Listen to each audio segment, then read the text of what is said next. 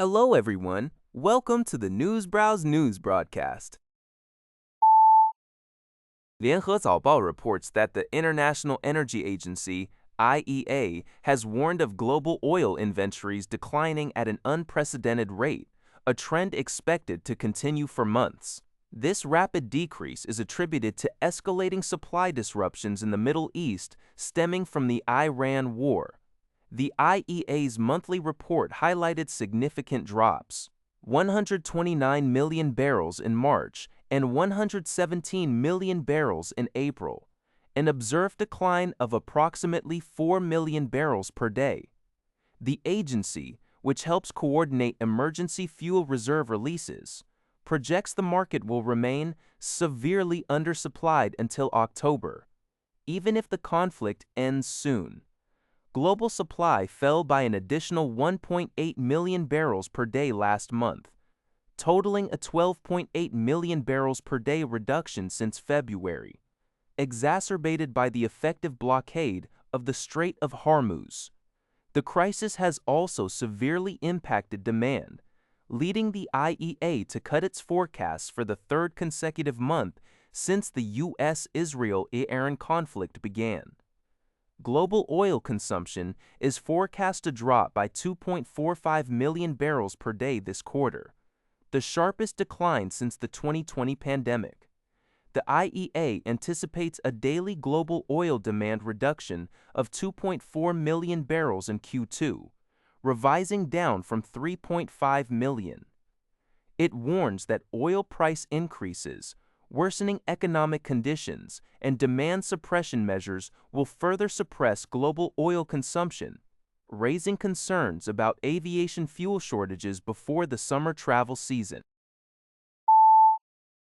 The Indonesian and Russian governments recently convened in Kazan, Russia, for the 14th Indonesia-Russia Joint Commission meeting, SKB, where they discussed the progress of ratifying and implementing the Indonesia-Eurasian Economic Union Free Trade Agreement, I-EAEU FTA.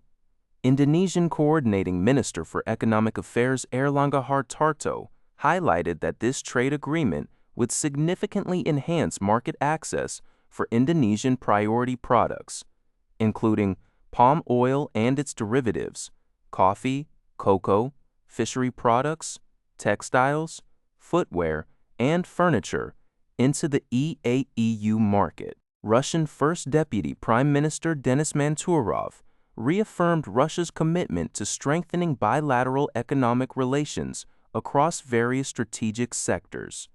The discussions also encompassed a broad range of priority issues, such as increasing access for Indonesian agricultural exports to Russia, exploring meat imports, and potential cooperation in fertilizer products.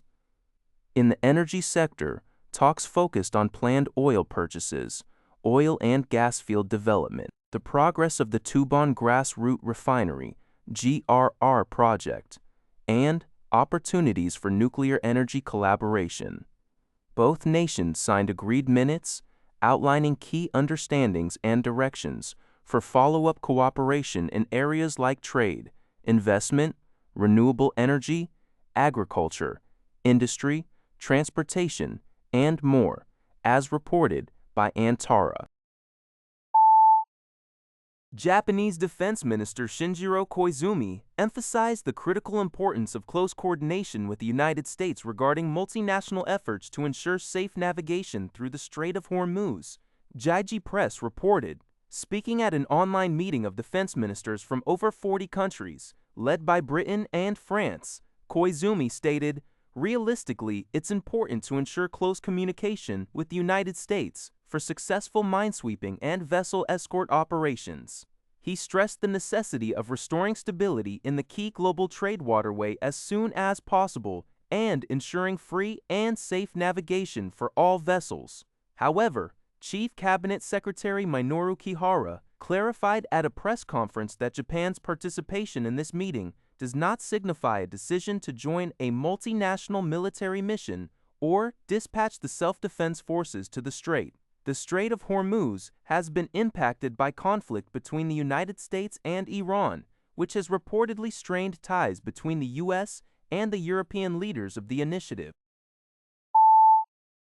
Phoenix New Media reports that Xiaomi Technology has officially announced the open sourcing of its Xiaomi OneVL, a groundbreaking one-step latent space language vision reasoning framework for autonomous driving.